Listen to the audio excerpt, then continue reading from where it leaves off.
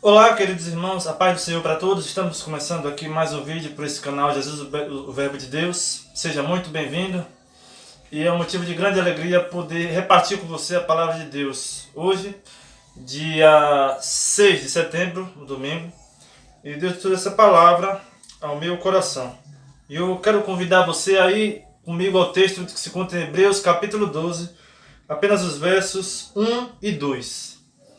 E esse texto diz o seguinte: portanto, também nós, vistos que temos a rodear-nos tão grande nuvem de testemunhas, desembaraçando-nos de todo o peso e do pecado que tenazmente nos assedia, corramos com perseverança a carreira que nos está proposta, olhando firmemente para o autor e consumador da fé, Jesus. Então, hoje eu quero tratar com você sobre o seguinte tema: a corrida rumo a Jerusalém Celestial. A nossa caminhada cristã, a nossa vida cristã, na verdade, ela é uma corrida, ela é uma epopeia, ela é um processo. E o escritor de Hebreus ilustra isso muito bem quando ele mostra ali no capítulo 11 a galeria dos heróis da fé.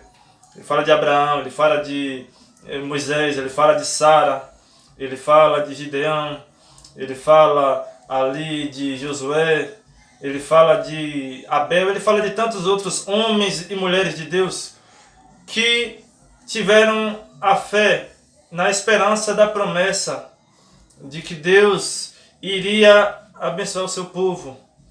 Porém, o final do texto diz que muitos, infelizmente, não alcançaram essa promessa visto-a de longe.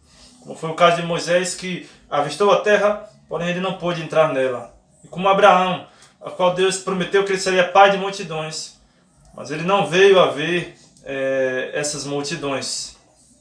Agora, o escritor de Hebreus, que tinha como propósito exortar os crentes a não retornar ao judaísmo e a continuar fiéis a Cristo, ele trata também o Senhor Jesus como superior aos sacerdotes, aos anjos, e a sua aliança como superior à antiga aliança.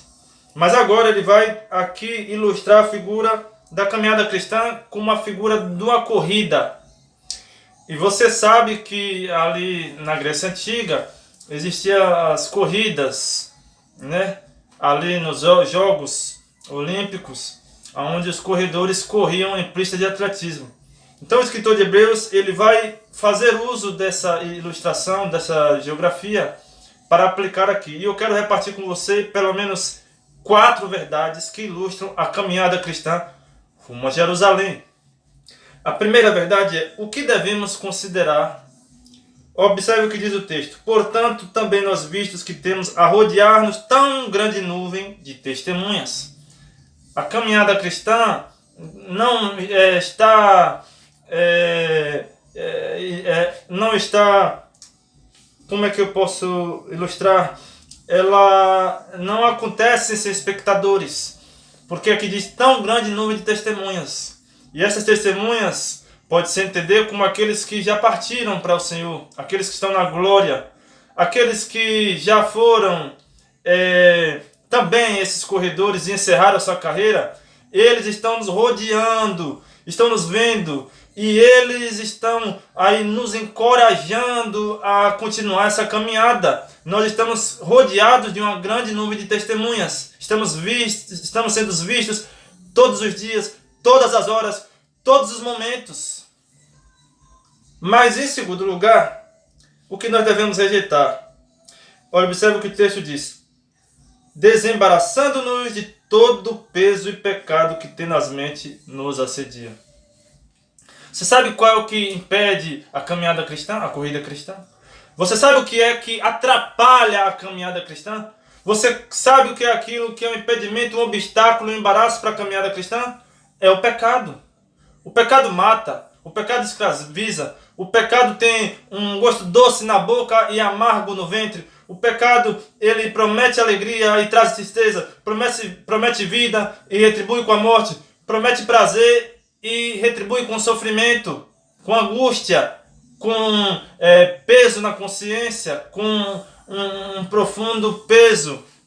O pecado é um embaraço pelo qual nós precisamos nos desembaraçar. Precisamos nos livrar do pecado, precisamos abandonar o pecado, precisamos sentir repúdio pelo pecado, precisamos sentir ódio pelo pecado, precisamos rejeitar o pecado, mortificar a nossa carne, como o escritor de Hebreus aqui mesmo no capítulo 12, lá no versículo 14 diz: seguir a paz com todos e a santificação, pela qual ninguém verá Deus. E o que é santificação? Santificação é o processo que o Espírito Santo opera na vida do crente, levando-a a abandonar as coisas do mundo, a se consagrar para Deus, a se afastar de tudo que é impuro. A santificação não é uma escolha, santificação é uma ordem de Deus. Sede santos, porque eu sou santo. E a condição para ver a Deus é a santificação. Nós não somos santos para ser salvos, nós somos salvos para ser santos, semelhantes à imagem de Jesus, à imagem do Filho de Deus, vivendo em santificação, em santidade.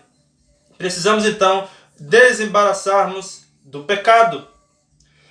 E em terceiro lugar, como devemos correr? O texto diz: corramos com perseverança a carreira que nos está proposta.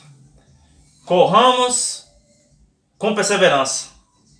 Existem pessoas que não correm, e existem também aqueles que não correm com perseverança, aqueles que se desanimam, aqueles que esmorecem, aqueles que com o decorrer do tempo começam a baixar a sua motivação, a sua esperança, a se desanimar. Mas eu quero dizer para você que Deus é poderoso para te fortalecer esta noite. Deus é poderoso para enviar o Espírito, para encher você com o Espírito, para lhe dar poder, para lhe dar força, para dar vitalidade, para vivificar a sua alma e fazer você correr esta carreira, correr com perseverança, correr com esperança e correr com fé.